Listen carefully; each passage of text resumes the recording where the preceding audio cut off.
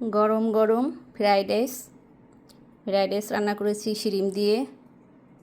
ভিতরে অনেক কিছু দিয়েছি, ডিম দিয়েছি, টমেটো, এই যে ধনিয়ার পাতা, গাজর,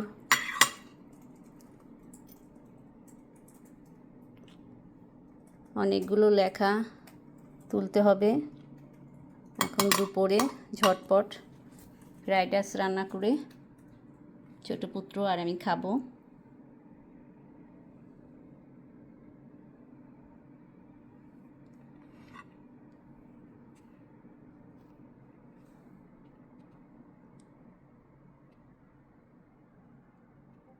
লিখতে হবে, মাথায় লেখা ঘুরছে, সেগুলোকে বসাইতে হবে খাতায়।